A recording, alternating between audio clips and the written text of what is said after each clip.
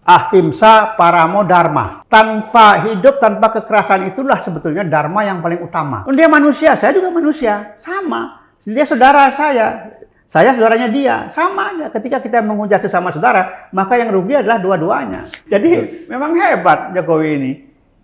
Makanya saya katakan Jokowi ini manusia utama. Orang Jawa yang diidam-idamkan sejak zaman Majapahit. Kapan munculnya orang seperti ini? Jadi ya kepada Pak Jokowi, saya hanya ingin mengingatkan bahwa leluhur Anda itu dulu zaman Mataram kuno itu adalah orang-orang Hindu. Sehingga ketika Anda sekarang berkeliling ke Lampung misalnya, dan di sana memang ada Punen. Punen itu sebetulnya pusat keleluhuran Anda dulu untuk di tiap desa itu.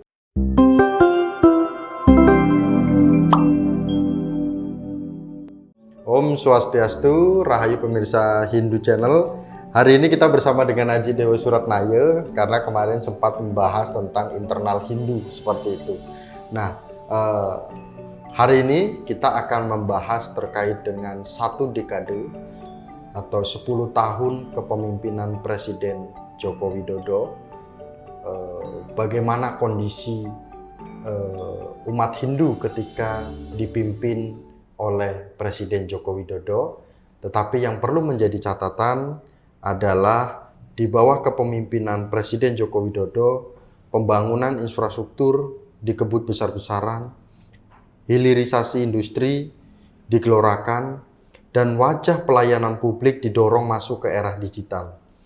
Namun di sisi lain, di era demokrasi ini penegakan hukum tentu diperkuat. Keseimbangan sosial terus menjadi perdebatan hangat di ruang-ruang publik.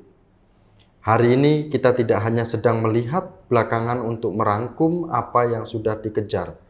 Lebih dari itu, kita sedang menimbang warisan apa yang ditinggalkan dan fondasi apa yang benar-benar siap diteruskan untuk Indonesia ke depan. Dan pemirsa Hindu Channel, kita tahu bahwa isu ijazah Joko Widodo ini terus digelorakan sampai saat ini. Tuduhan-tuduhan itu terus diluncurkan ke keluarga Presiden Joko Widodo atau mantan presiden kita yang menjabat selama 10 tahun. Kita bahas bagaimana dari sisi kacamata Hindu ketika ada sosok seorang yang sudah memimpin bangsa selalu diserang bertubi-tubi bersama dengan Aji Dewa Suratnaya. Om Swastiastu. Oleh Panji. Jadi kita ini sekarang jadi penyerang ya. Tumben Ji, Hindu Channel mengambil sisi nasional. Jadi ya kita harus juga memang melibatkan hal-hal yang bersifat nasional memang. Ya, tentu kita bisa kaitkan dengan ajaran-ajaran dalam Hindu ya. Terutama masalah Presiden ke-7 kita, Joko Widodo ini. Selama 10 tahun beliau memerintah, seperti apa sih yang dirasakan oleh umat Hindu kan gitu. Jadi itu yang penting ya.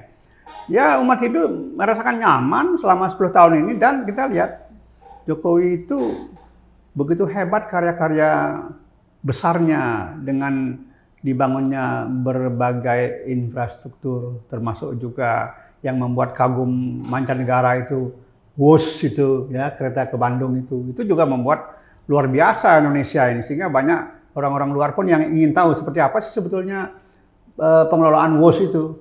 Nah ini luar biasa. Belum lagi coba lihat jalan tol Sumatera, Kalimantan, Jawa sudah lah. Ya Kalimantan, Sulawesi itu jalan tol, bahkan satu-satunya mungkin Presiden Indonesia yang berani datang ke Papua naik motor di sana tanpa baju pelindung anti peluru, coba, ya, dan aman-aman saja. Artinya apa?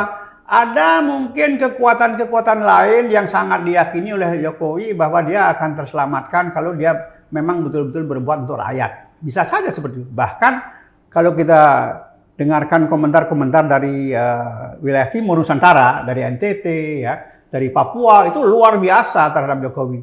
Artinya begini, kalau dikaitkan dengan sekarang ada tuduhan ijazah palsu, rasanya tidak akan membuat masyarakat itu goyah. Artinya hilang kepercayaan terhadap Jokowi, hilang kecintaannya terhadap Jokowi. Tetap aja kuat itu. Iya, karena pembangunan itu benar-benar dinikmati oleh masyarakat, tidak hanya keyakinan Iya. Islam saja, Betul. tidak hanya Kristen saja, Hindu juga menikmati. Hindu sebetulnya. juga menikmati. Buktinya apa? Salah satu staf khusus beliau kan orang Bali, ya kan? Nah itu hebatnya Ari Dupayana, orang Bali. Bahkan satu ketika kita audiensi ya, saya ikut waktu itu ke istana untuk bertemu dengan Jokowi, didampingi oleh Pak Ari Dupayana, ada satu lagi yang Menteri Koperasi itu, ya. Itu Jokowi dengan santai mengatakan, besok-besok kalau ada masalah dengan Parisade, udah langsung aja hubungi Pak Ari. Nanti biar Pak Ari yang menyampaikan kepada saya. Itu ada kata-kata itu, dan saya masih ingat kata-kata itu. Gitu loh. Artinya ada semacam kepedulian.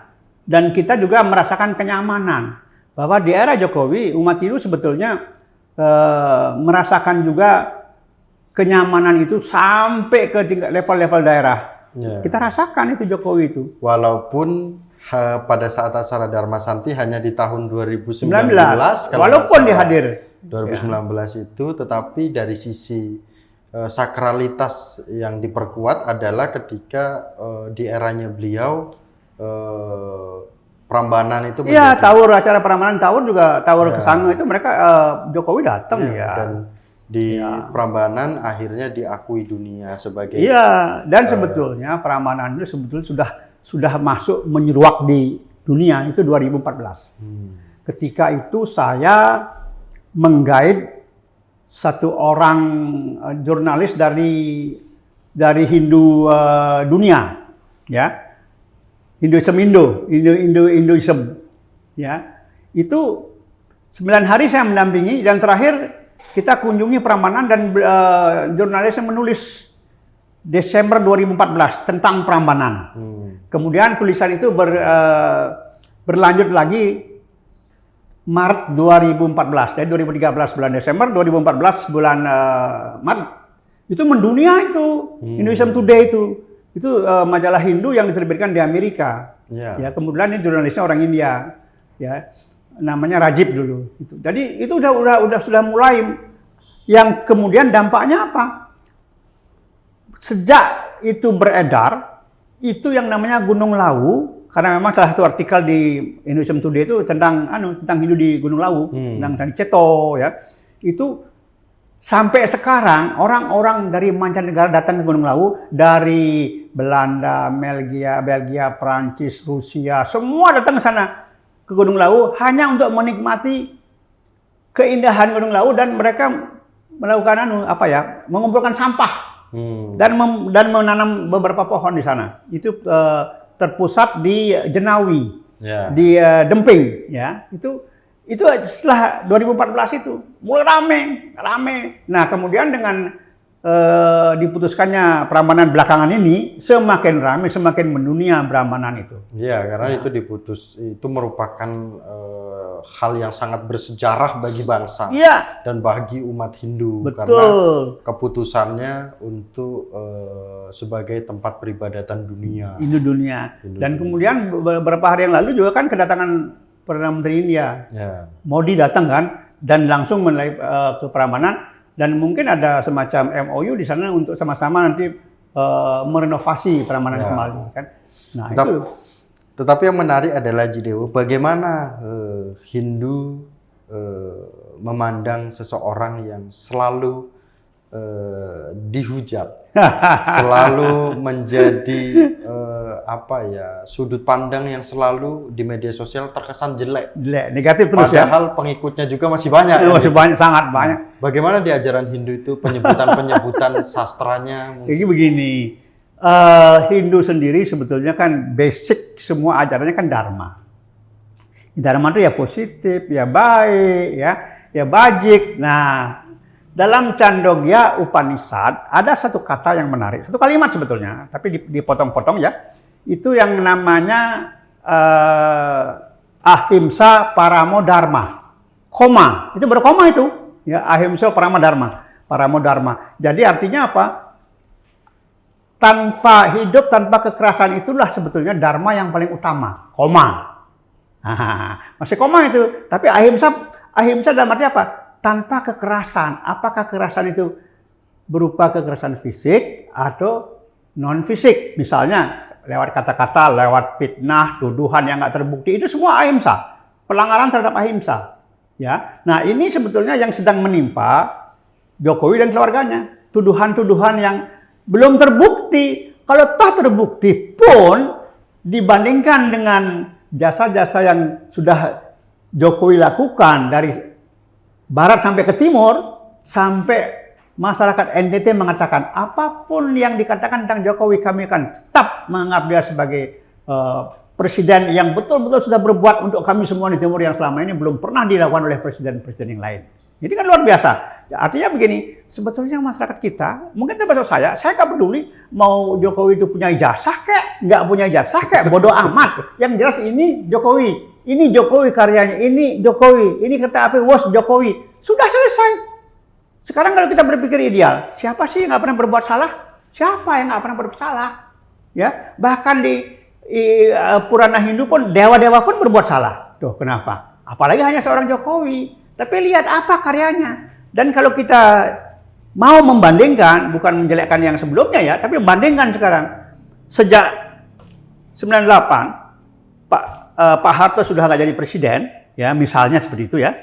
Kemudian sedangkan beliau saja selama 32 tahun mendapat gelar Bapak Pembangunan. Ini hanya 10 tahun loh. Setelah eranya Pak Harto nggak ada lagi pembangunan-pembangunan. Kecuali muncul lagi pada zaman Jokowi. Kan kelihatan, ini kan sebetulnya yang menjadi dambaan masyarakat Indonesia. Kapan?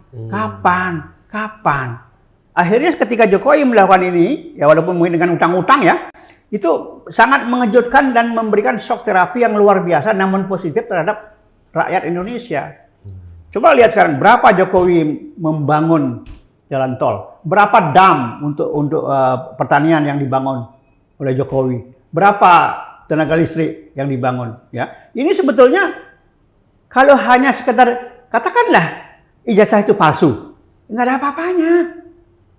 Katakanlah orang yang lain punya ijazah sampai S3, mungkin sampai S4, tapi tidak bisa berbuat. Nggak bisa berbuat apa-apa. Untuk apa? Cuman ngomong aja, pencitraan, ngomong tok, nggak ada gunanya. Namun Haji Dewo, di balik itu semua, dari banyaknya fitnah-fitnah yang diluncurkan kepada Presiden Jokowi, apa yang membuat vibrasi seorang Jokowi yang banyak difitnah ini masih bisa bertahan ya? Di Hindu ini apa? Ada aji-ajinya apa? Atau memang ada di dalam Hindu itu ada sebuah ajaran, contohnya misalkan cinta kasih di dalam diri? Iya, jelas ada itu yang namanya tatwamasi. Sejelek-jeleknya orang, sejahat-jahatnya orang, dia tetap manusia dan dia tetap termasuk atau subjek dalam konsep tatwamasi dan Wasudewa Kutumbakam. Penjahat dia, maling dia, pembunuh dia, tapi dia punya Atman. Atman itulah yang tatwamasi. Kamu adalah saya adalah kamu. Tetap aja kalau kita berpikir secara filosofis ya.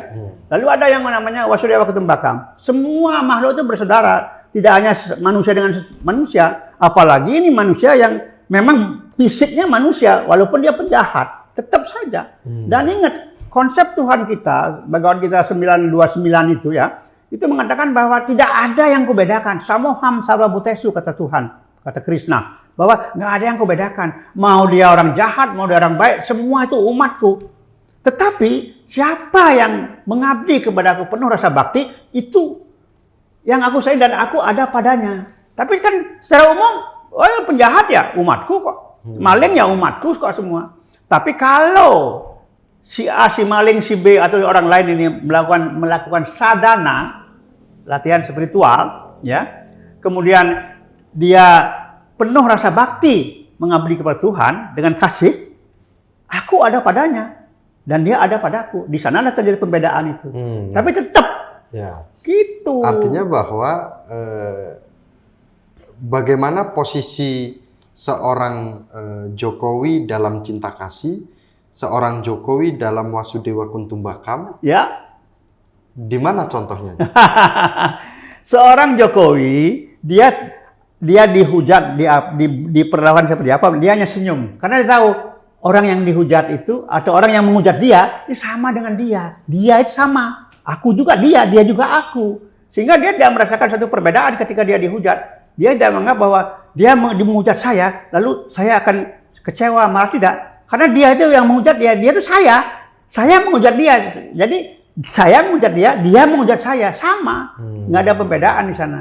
Artinya tidak ingin dibesar-besarkan. Tidak ada yang perlu dibesar-besarkan. Nah, Wasudewa juga begitu. Dia manusia, saya juga manusia, sama. Dia saudara saya saudaranya dia, sama aja. Ketika kita menghujat sesama saudara, maka yang rugi adalah dua-duanya. Sehingga vibrasi itu terpancar kepada masyarakat yang mengagumi beliau sampai saat ini. Jelas, itulah sebabnya kenapa pancaran yang bernuansa kasih itu tanpa menghujat, tanpa melayani dengan cara yang sama jahatnya, itu memancarkan energi yang membuat orang-orang pun merasakan kenyamanan. Di sana dia sebetulnya energinya. Dan ingat, kalau kita menghujat orang, apalagi orang yang belum tentu bersalah, itu secara metafisik, niskala akan terjadi pertukaran karma. Karma baiknya yang menghujat kita akan kita serap, karma buruk kita diserap oleh orang itu. Itu yang terjadi. Ini terjadi proses penukaran karma. Ini yang nggak dipahami, bahwa konsep karma dalam hidup memang seperti itu. Ketika saya menghujat seorang Jokowi, vibrasi positif dimiliki oleh seorang Jokowi, diambil oleh kita. Vibrasi negatif diambil oleh saya. Betul. Sehingga penikmat sebagai negatifnya kembali ke saya. Kembali ke kita. Itu kan teori energi sebetulnya. Ketika kita memaki orang, maka sebetulnya dia sedang memaki dirinya sendiri. Seperti itu. Jadi orang seperti Jokowi memang filosofinya memang sudah tingkat dewa. Orang mengatakan tingkat dewa itu kehidupan Jokowi itu. Kalau di cerita Mahabharata, seorang Jokowi sebagai apa jadi? Sebagai apa nih jadi? Sebetulnya kalau di Mahabharata, seorang Jokowi itu nggak ikut berperang dia. Nggak ikut berperang. Makanya dia hanya sebagai penterjemahnya Desarata. Itu anaknya Widura. Dia nggak ikut berperang. Tetapi berilmu lebih. Loh iya, karena dia diberikan penglihatan langsung yang terjadi itu di medan Kurukshetra itu. Jadi dia bisa bercerita ketika misalnya dia bercerita tentang Kaurawa, dia nggak ada muatan sana untuk membenci siapa Pandawa. Ketika dia bercerita Pandawa yang sedang berperang, dia nggak ada muatan. Jadi dia ke sana kesini netral dia. Itulah ilmu yang paling tinggi sebetulnya di era sekarang, itu yang paling sulit. Bagaimana membuat diri kita netral, tidak pro ke Jokowi, tidak pro kepada yang penghujat. Netral kita. Itu ilmu yang paling sulit. Itu dia. Jadi memang hebat Jokowi ini. Makanya saya katakan Jokowi ini manusia utama. Orang Jawa yang diidam-idamkan sejak zaman Majapahit. Kapan munculnya orang seperti ini? Ya Jokowi inilah seperti itu. Dan dia bisa menahan. Bayangkan begitu dia lengser tidak jadi presiden, begitu hujatan muncul, bayangkan. Ya. Dan dia dengan tenang menanggapi itu. Malah sekarang dia bisa jalan-jalan ke daerah-daerah dia. Ya, bisa jalan-jalan dia. Dan orang Indonesia juga tidak bodoh, sebagian pintar orang-orang kita ini. Ya, misalnya, kenapa di daerah-daerah tertentu yang mestinya dia tidak mendapat suara ketika pemilu, kok bisa mendapat suara? Hanya karena misalnya dibuatkan dam, saluran air. Ya, itu aja sudah membuat masyarakat senang. Yang keren lagi tuh sih, memakai pakaian adat daerah. Dia nggak pernah menolak itu. Dia nggak pernah menolak. Iya. Ya. Jadi di Hindu pun dia pernah pakai Bali. Ya, di mana-mana dia Aceh, ya Padang, ya Bengkulu, ya Lampung, semua dia pakai. NTT, Dayak semua dia pakai. Dan tidak ada rasa risih gitu, tidak ada dia. Sehingga ketika kita melihat seseorang menggunakan pakaian budaya kita, pasti kita langsung kayak kita tersentuh langsung. Kayak tersentuh dan kita tersedot kita itu sebetulnya. Ya. Dan kemudian Jokowi juga hebatnya itu dengan karya besarnya yang membuat mancanegara geger, dunia geger, IKN. Amerika membuat hal yang sama butuh beberapa puluh tahun. Tapi Jokowi berapa? Nggak sampai 5 tahun. Kan itu era-era yang kedua dia. Nggak sampai 5 tahun loh. IKN itu. Sebuah keberanian yang luar biasa. Ya. Dan ini akan membuat Indonesia menjadi negara yang betul-betul membuat orang terpana nantinya ke depan. Seperti itu. Ini hebat. WOS pertama dihujat. Nyatanya sekarang liburan kemarin berapa penumpangnya? 587.000 hanya dalam berapa 3 hari. Coba. Memang sih kita kalau dalam membangun kita butuh hutang, memang kita mesti minjem. Ya, karena kita. Tapi kan keberaniannya itu yang penting. Ya.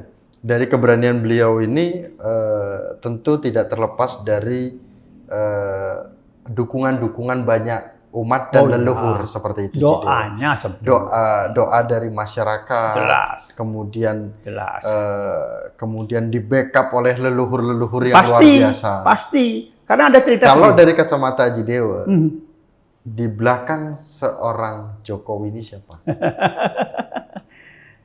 Kalau lihat di Jawa, secara metafisik itu memang dukungan dari Mataram kuno. Mataram kuno mendukung, kemudian setelah Mataram kuno kan ada kerajaan-kerajaan lain yang keturunan Mataram ini. Dari Raja Sanjaya, dia turun ke Erlangga, semua akhirnya mendukung. Makanya saya katakan, Jokowi ini manusia utama sebetulnya. Kalau bukan manusia utama, dia nggak akan mungkin punya peluang untuk membangun negeri ini dalam waktu 10 tahun. Walaupun wujudnya hanya infrastruktur. Tapi itu kan sudah menjadi idaman masyarakat Indonesia yang di Kalimantan, di Sulawesi, di Sumatera. Dalam 10 tahun loh. Dalam 10 tahun katakan demikian. Sudah luar biasa. Dan belum ada orang yang mampu seperti ini. Ya. Apapun yang sudah dilakukan saat ini, ketika kita di sastra Hindu atau ada nggak di sastra kami atau di sastra kita itu dampak kepada orang yang menyakiti? Jelas. Ahimsa itu paramo dharma. Jadi kalau orang sekarang melanggar ahimsa ini, maka dia akan tetap terkena sanksi, baik yang bersifat fisik maupun yang bersifat metafisik. Tetap ini sanksinya apa? Kelahiran neraka syuta. Karena dia sudah berani memfitnah, menghujat orang yang sebetulnya terpilih. Orang yang sebetulnya terpilih untuk membesarkan bangsanya. Ini kan berarti menggagalkan pekerjaan alam semesta.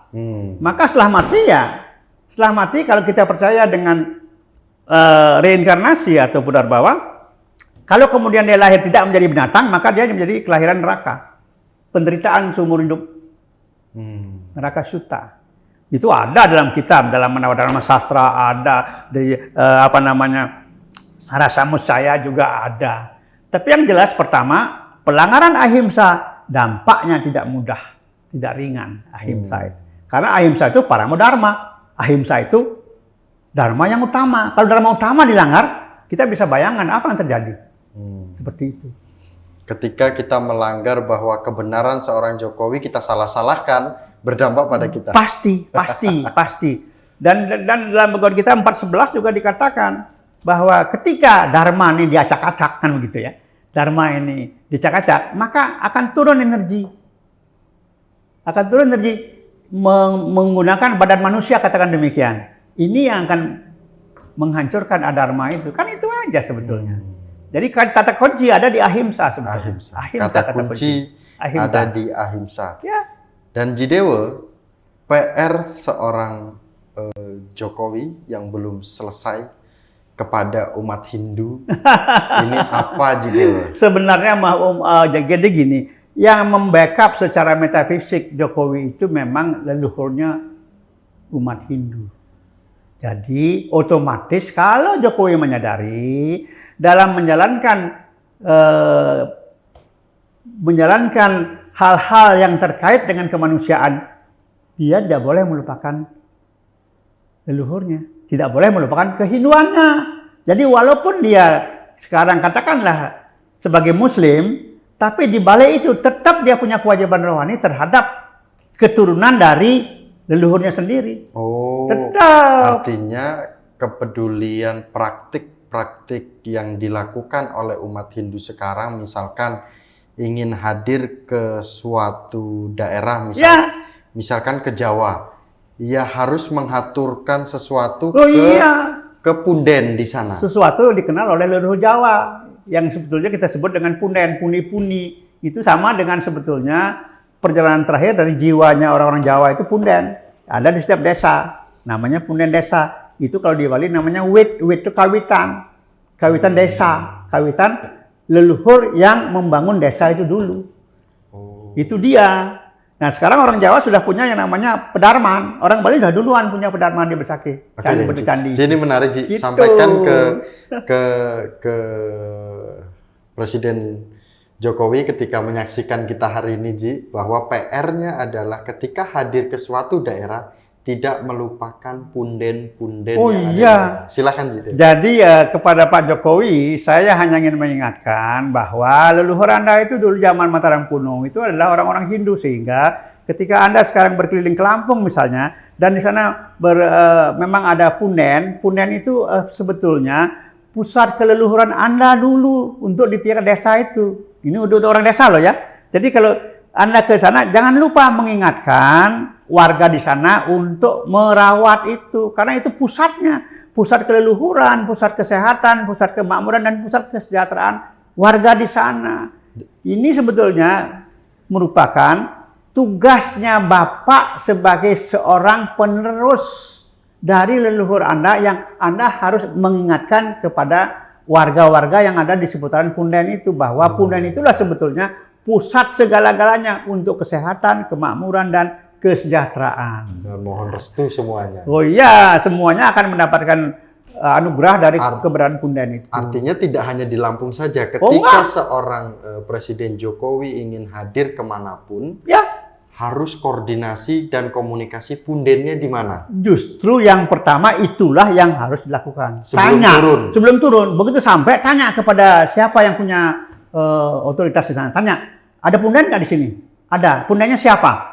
Kadang-kadang punden ada namanya. Karena ada punden khusus ahli pertanian. Jadi gini, dulu ketika beberapa orang datang ke sebuah tempat yang masih liar, hutan lebat, masing-masing orangnya punya kompetensi, punya kemampuan, keahlian, masuk ke sana, lalu mereka babat alas, ya, membangun permukiman, lalu yang ahli pertanian mengajar masyarakat bertani, yang ahli perkebunan mengajar berkebun, yang ahli pengobatan mengobati orang, yang ahli ritual mengajarkan ritual. Artinya punden-pundennya banyak beberapa titik. Di Kediri saja ada 10 punden di sebuah desa loh. Sebuah desa ada 10 punden, dan masing-masing punden ada namanya. Inisial, padahal sebetulnya itu kuburan kosong, dibentuk seperti kuburan, tapi isinya kosong karena itu petilasan. Dan kita nggak tahu di mana beliau sebetulnya dulu dikubur, nggak tahu kita. Tapi di situ ada energinya beliau ini, ahli pertanian, peternakan, perkebunan, pengobatan, ada gitu. Nah, inilah sebetulnya yang disebut dengan kawitan desa. Jadi setelah beliau itu meninggal, dibuatkan tempat untuk memudahkan mengucapkan terima kasih, doakan restu itu. Dan mungkin ini sudah dilakukan oleh beliau secara diam-diam. Kelihatannya iya, karena setelah dari Mataram kuno, beliau juga dapat dukungan dari Gunung Lawu. Itu dari Gunung Lawu mereka dapat dukungan. Kalau nggak mungkin, tidak ada satu orang pun yang mampu dalam waktu 10 tahun membangun sekian banyak infrastruktur dan juga dam untuk pertanian, perkebunan, dan hilirisasi. Nggak ada. Tanpa restu leluhur. Tanpa didampingi oleh restunya leluhur. Nggak ada. Terakhir aja Dewa, pesan untuk kita ketika menjadi umat manusia, ketika kita menyakiti, ketika kita memfitnah, ketika kita memastikan bahwa orang untuk jatuh, di dalam ajaran Hindu itu tidak dibenarkan. Ya. Itu sebetulnya jelas dalam Chandogya Upanishad yang saya sampaikan tadi, ahimsa paramo dharma.